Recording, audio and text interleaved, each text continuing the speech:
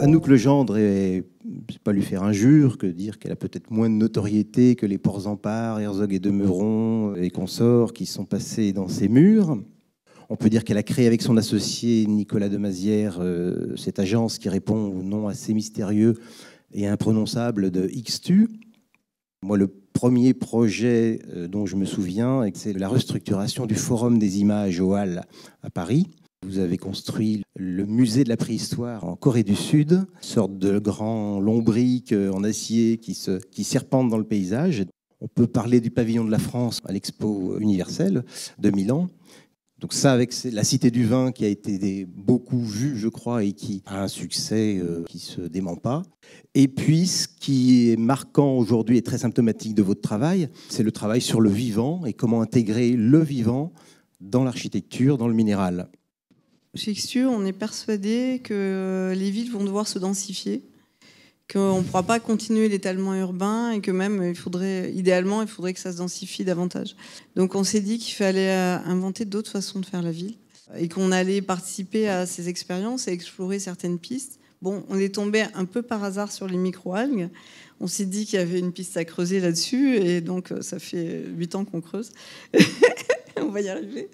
Au début, on avait imaginé les microalgues comme un cheval de Troie pour entrer dans l'univers du bureau. On avait un bâtiment d'archives à faire, les archives du Nord, et il fallait de l'énergie positive sans photovoltaïque.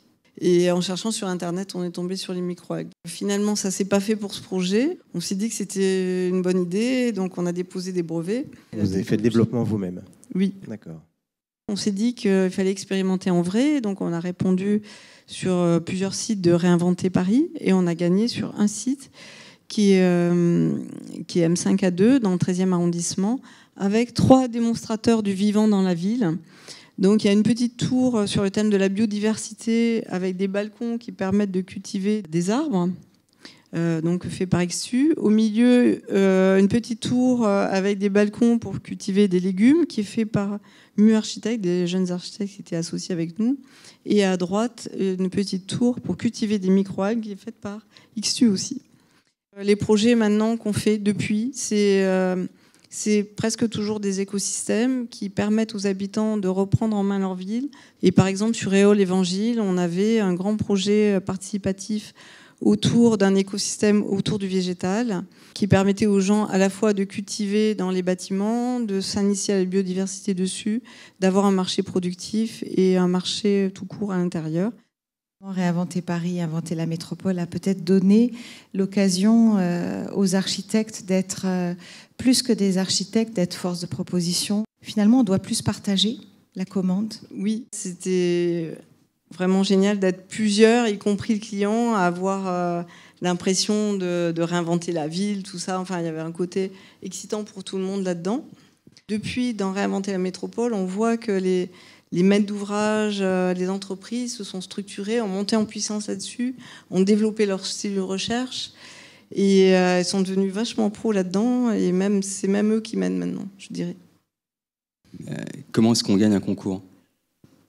Ah, ça c'est difficile, hein. Chacun essaye sa recette, c'est comme la patte du lapin dans les films, là. Souvent, on tente le coup sur des trucs qui sont souvent en rupture.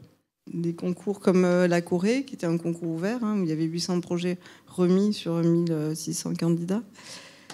C'est arrivé comme ça. Bordeaux aussi, on est arrivé sur la rupture. On a fait l'analyse, par exemple, sur Bordeaux, qu'il y avait plein de candidats qui étaient a priori des favoris, donc on était outsiders. Donc on s'est dit qu'on n'allait pas aborder la question du musée de la même façon que les autres. Et on l'a abordé comme on sait le faire sur les musées en partant du sujet. Il y a eu aussi un hasard qui est arrivé. C'est que 15 jours avant la livraison du concours, à la fin du concours, on est allé voir notre projet en Corée du Sud. Et on est arrivé, ils avaient fait exactement comme sur les plans. On a trouvé ça... La forme ça marchait super bien dans le paysage. Et du coup, quand on est revenu, ça, plus le vin et tout ça, on s'est dit on change le projet, on refait. Donc 15 jours avant, on a complètement changé le projet. Et on a fait tout en urgence, on a failli pas rendre, mais bon, finalement, on a rendu. Et voilà, c'est passé. Je me suis demandé au cours de votre présentation si vous étiez resté une architecte ou si vous étiez devenu une chimiste. Je voulais vous demander, est-ce qu'aujourd'hui il est toujours possible d'être un, entre guillemets, simple architecte, ou est-ce qu'il faut avoir plein d'autres qualités et explorer plein d'autres domaines pour réussir ?